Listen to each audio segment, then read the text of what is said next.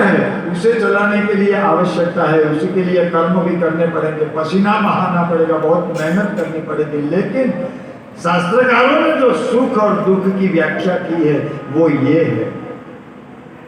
इससे आगे बढ़ के बताओ प्रिय सज्जनों, तो श्रीमद् भागवत में जब परमात्मा कृष्ण महाभारत के युद्ध खत्म होने के बाद धर्म राजा को राजा के रूप में नियुक्त करने के बाद जब द्वारिका आ रहे थे, तब उन्होंने पांचों पांडव, द्रौपदी, माता कुंता समेत सभी को इकट्ठा किया और प्रत्येक से कहा कि अब मैं जा रहा हूं, मुझसे यदि कुछ चाहते हो तो मांगो।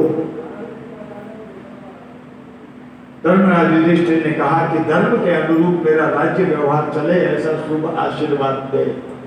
अर्जुन ने कुछ और मांगा, द्रौपदी ने मांगा, भीमसेन ने मांगा, लेकिन जब मैया कुंता की बारी आई तो कुंता ने जो मांगा है वो भारत वर्ष की आर्य नारी ही मांग सकती।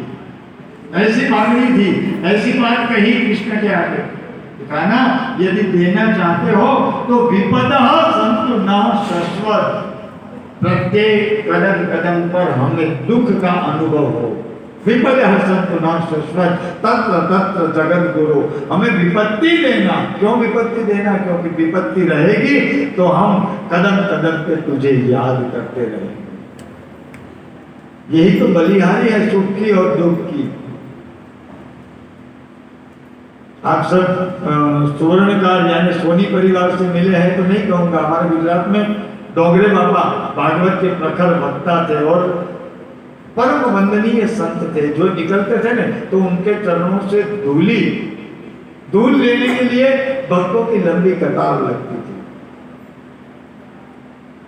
प्रातः स्मरणीय इतने तपस्वी जीवात्मा थे और आर्थिक बाबतों से इतने दूर थे कि जब अपनी पत्नी का देहांत हुआ तब उसका श्राद्ध विधि करने के लिए ब्राह्मण को देने को दक्षिणा भी नहीं थी।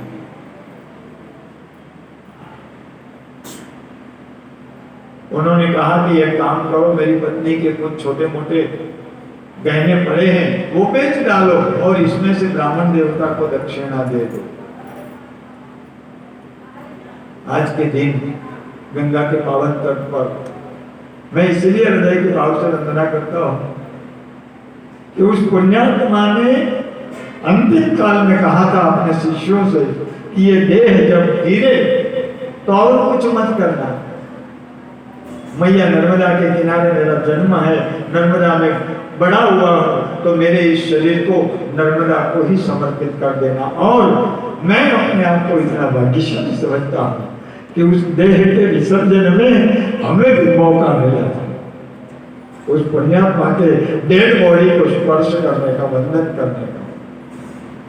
वैसे मैं कहूँ कि अहमदाबाद कभी आए हो तो वहां पर भागवत विद्यापीठ नाम का एक बड़ा स्थल है।